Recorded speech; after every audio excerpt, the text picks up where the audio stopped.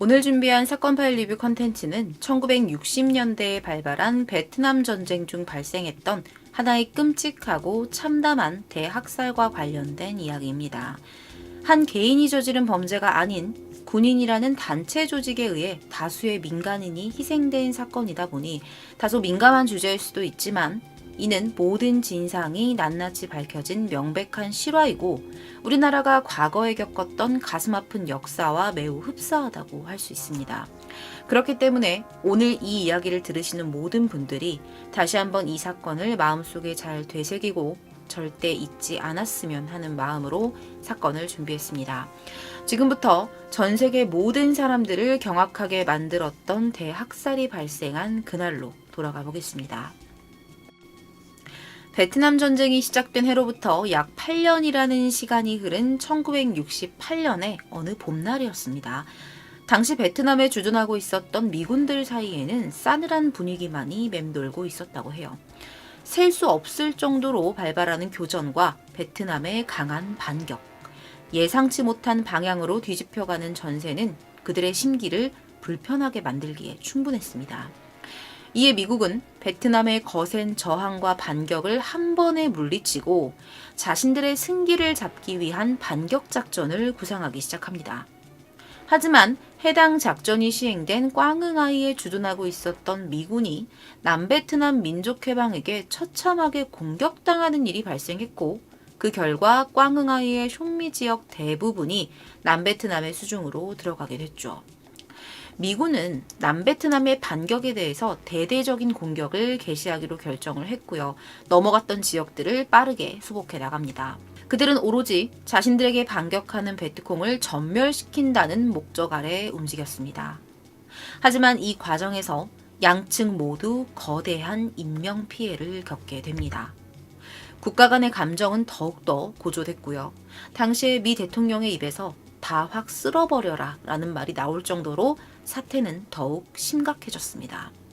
군대를 가진 세계 모든 나라가 그러하겠지만 미군 역시 지휘관을 선두로 조직명령 체계에 따라 움직이는 시스템을 가지고 있었습니다. 사건의 중심에 서 있던 미군 육군 제23사단의 찰리 중대 역시 마찬가지였죠. 당시에 사단을 이끄는 중대령이자 지휘관이었던 윌리엄 켈리 주니어는 상부로부터 하나의 명령을 받게 됩니다. 바로 지시사항을 하달받은 그 시점부터 남베트남 해방전선이거나 동조자, 즉 베트콩으로 의심되는 모든 민간인들을 사살하거나 체포하라는 것이었죠. 찰리 중대는 그 즉시 1소대를 선두로 해서 수복 대상 지역으로 진입하기 시작합니다. 3월 16일 새벽이 되었습니다. 그들이 가장 먼저 급습했던 곳은 미라이 지역이었어요. 주민들은 이른 새벽에도 아침을 준비하기 위해서 깨어 있었는데 당연히 이들을 의아하게 바라봤겠죠. 이 사람들이 여기 왜 왔을까? 이 부대는요, 마을을 샅샅이 수색하기 시작합니다. 하지만 몇 대의 소총을 찾아낸 것 이외에는 그 어떤 수상한 흔적도 발견하지 못합니다. 그곳에 있던 모든 베트콩들과 동조자들은 이미 도주한 뒤였기 때문이죠. 남아있는 사람들도 대부분 노인과 여성, 어린아이들 뿐이었습니다. 이미 모두 다 도주한 그곳에서 그들이 할 일은 없었습니다. 명령에 관련된 일을 할 수가 없었던 거죠.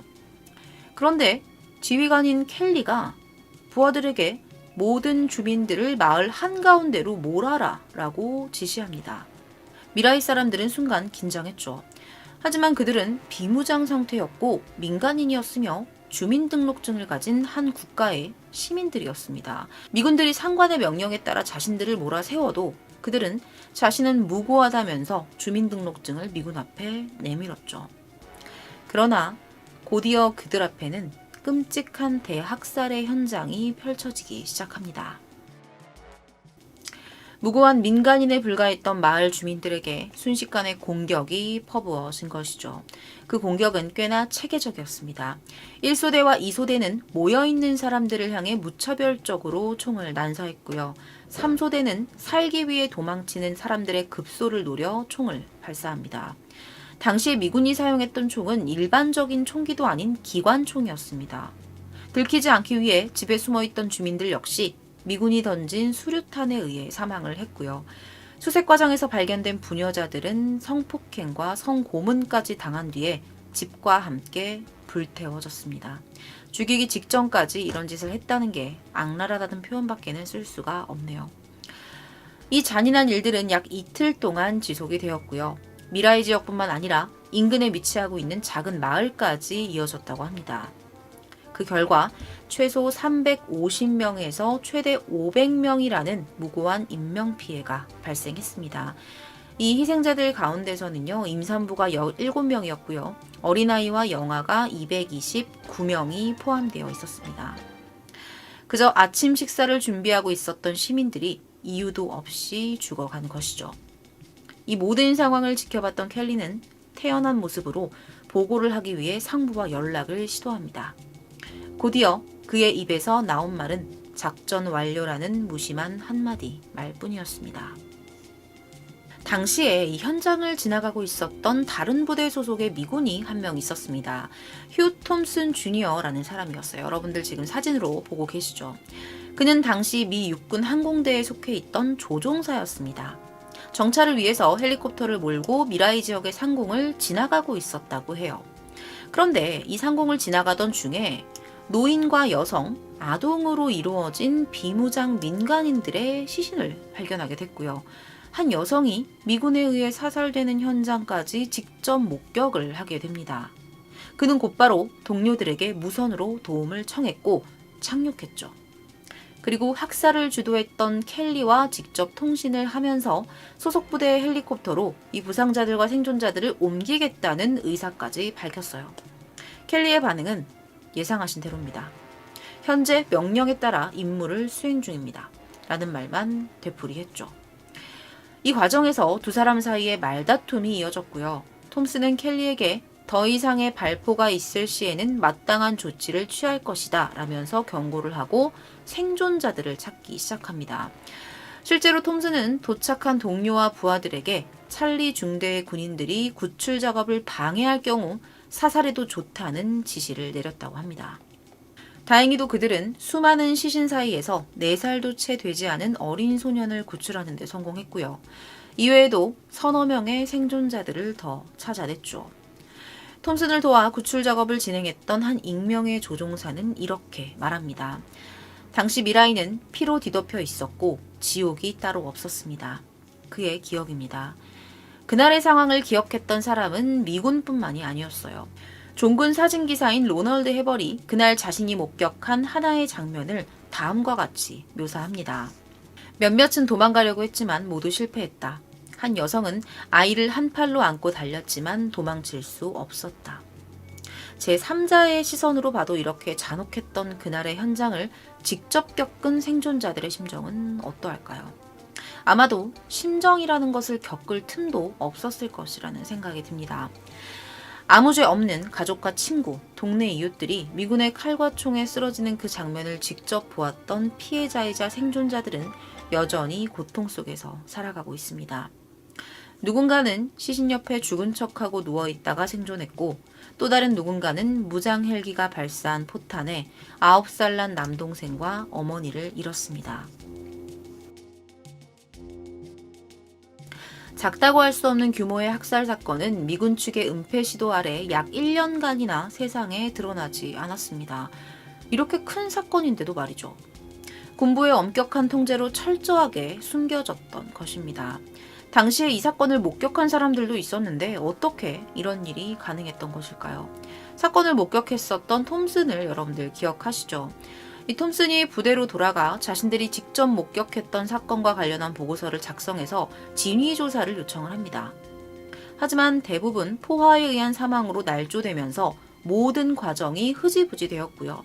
결국 제대로 된 수사가 이루어지지 않게 됩니다. 이외에도 미라이 학살에 대한 소문을 들은 군 보도요원 한 명이 그 진상을 조사해서 각종 증거가 될 만한 정보들을 수집했고 대통령을 비롯한 각계각층의 진실을 밝혀줄 것을 촉구했지만 아무런 답을 받을 수 없었다고 합니다.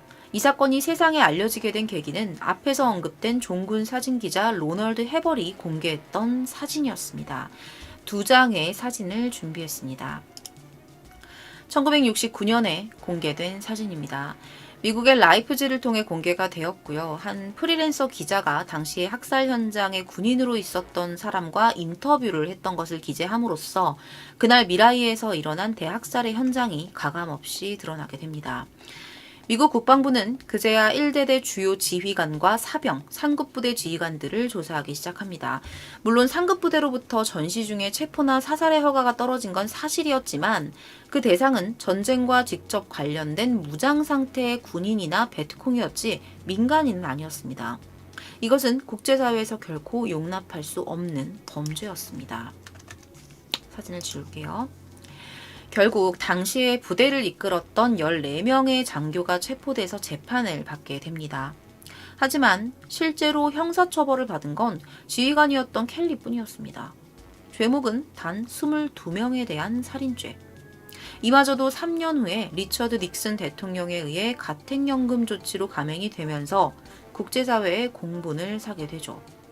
상급부대의 명령과 관련된 의심 역시 제기가 됐었지만 불명확한 관용어구 내지 오해로 치부해서 종국에는 무혐의 판결을 이끌어냅니다. 이 과정에서 부대원과 상급 장교 간의 증언이 일치하지 않았던 점으로 봤을 때 거짓 증언을 했을 가능성이 좀 높아 보이는데 확인된 바는 없습니다. 실제로 이를 직접 고발했던 톰슨은 같은 미군들로부터 행해지는 엄청난 핍박과 협박을 감수해야 했다고 합니다. 이 사건이 공식적으로 알려진 뒤에 증인 자격으로 법정에 섰던 톰슨은 장교들 사이에서도 심한 따돌림을 당했고요. 그의 현관 앞에는 하루가 멀다 하고 짐승의 사체가 놓여져 있었다고 합니다. 다행히도 1974년에는 당시의 공을 인정받아 공군 십자상을 받게 되었고요. 1998년에는 미 국방성으로부터 수여되는 최고의 영예인 군인장을 받았다고 합니다. 사건의 시발점이 되는 명령을 내렸다고 볼 수 있는 켈리는 3년의 복역 이후 결혼까지 한 뒤에 보석상으로 평범하게 살아가고 있죠. 움직이는 것은 모두 죽여라. 학살 직전 켈리 장교로부터 내려왔던 명령이었습니다. 작전명 스피디 익스프레스.